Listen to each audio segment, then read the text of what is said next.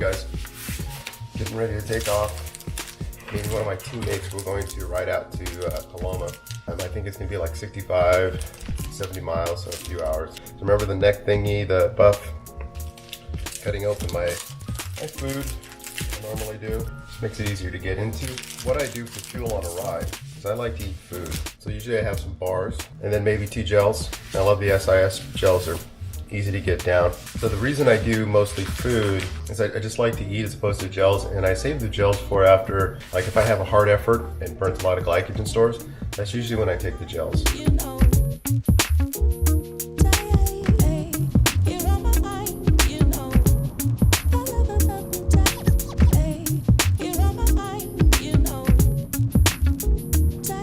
So now I'm waiting for Lance, and it's cold.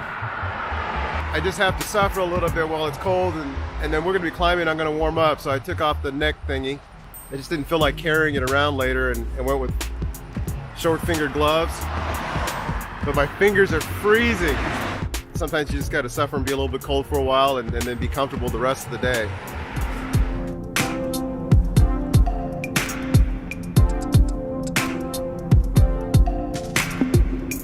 On Deer Valley with Lance.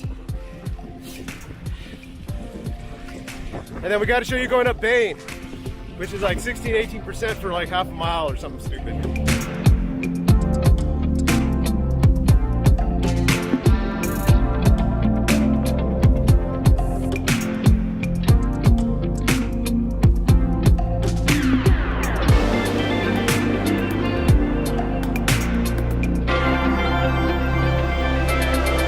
I've descended this road, but I've never actually gone up it. It's really nice and quiet back here. And Lance and I can't remember what the name of this road is. It's off of Green Valley.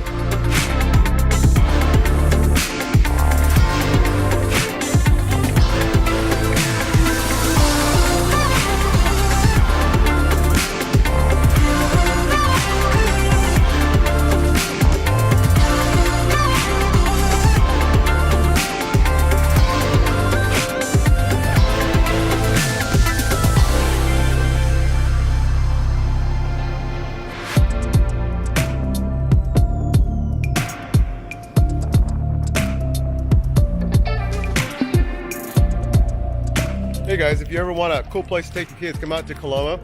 It's kind of like a pioneer town. It's a historic area, and they do like, I think they do like reenactments and stuff, and there's stuff and crafts and things to do with the kids, and cafes to stop and eat, and little shops and stuff. So it's a neat little place to bring the kids, bring the family. Lance, we're gonna go do Bain, and this is your fault. Here we go. We're gonna finally start sweating. It's gonna get warm. So this is Bain. It starts off all nice and friendly, just kind of slowly rolls up and you think, oh, this isn't too bad. And Lance and I are chit-chatting. But then it hits this steep section right after this little fast bit. And this first section is almost 19%. Now the entire climb took me a little over 15 minutes, and it's about a 13% average the entire way up. You got about a little over 900 feet of gain. It's 1.33 miles. I have an 1132, a 5236, and I'm out of the saddle quite a bit, completely maxed out. And there is no nice way to get up this climb. This guy is like, hey, looking at me like I'm crazy. There's no nice way to get up this climb. It's a hard climb. I wasn't full out, but I was still putting out 278 watts all the way up with a max of 474, and I'm trying not to go hard, and I'm right at the bottom of my threshold like the entire way up. No nice way to get up this climb. But beautiful road.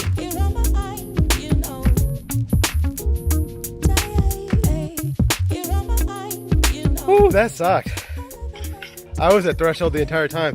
1132, 5236 in the front, and I was maxed out. I was out of the saddle a lot. Speak with clarity, 'cause there's too much noise around us. Or maybe it's just me.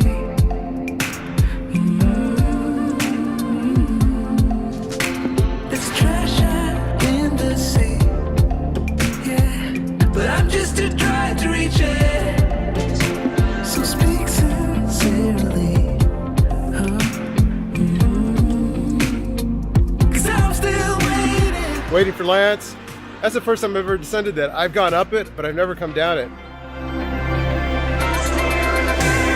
I got to the bottom and I'm waiting, I'm like, where's Lance? I decided to climb up, no Lance.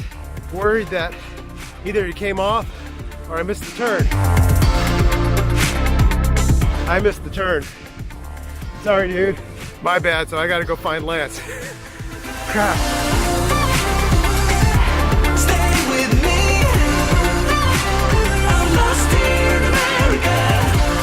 I stopped to look at a map, and this goes way out and around, and I'm not familiar with these roads out here. I think I've ridden down here like maybe one time. So it goes all the way out there, back that way, and then into Placerville. I don't have any cell phone reception. I'm thinking that go back the way I came and go down it and do the shortcut into Placerville and see if I can catch up to him, get in front of him. I'm not sure how far behind. If I do this, I'm probably going to be consistently behind him because it's kind of climbing and rolling. So I'm hoping that turning off of that road and coming back to the 193 was the right decision. On the map, it looked shorter and it allowed me to maybe catch up to Lance and get in front of him and meet him in Placerville. But I had to climb over this mountain. Did a long drag, 7 to about 12.5% in some places. Ready to get off of the mountain.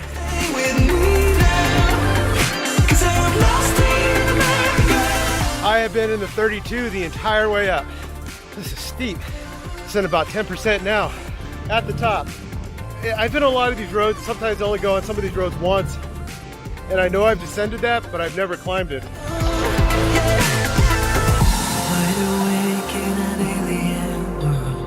Alien world.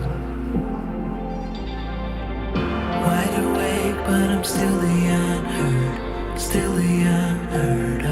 I'm still waiting. I'm in Placerville at a gas station. I'm new to the team, so I still don't have everybody's numbers, and I totally forgot to get Lance's phone number. So I sent him an email and I text one of the other guys to see if they have his number, and then hopefully he and I can hook up again. So that's the situation right now. Sorry, Lance.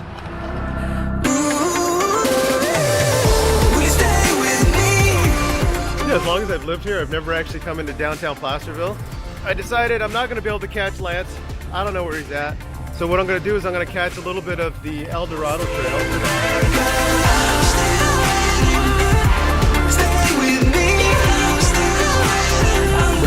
So I decided to take the paved part of the El Dorado Trail, go over the bridge, go out through Shingle Springs, and then back home. Do something different since I'm out here and got lost. Sort of.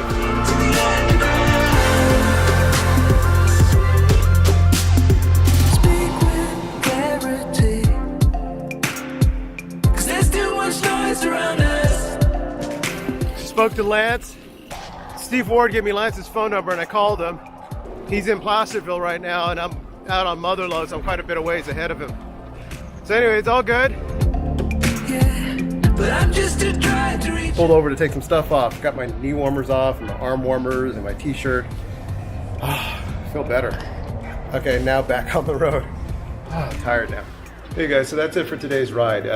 I got 70 miles and about 7,000 feet of climbing. So it was a pretty good solid ride in about 5 hours. So now time to wash up, get a recovery drink, and then get some lunch. I'm lost.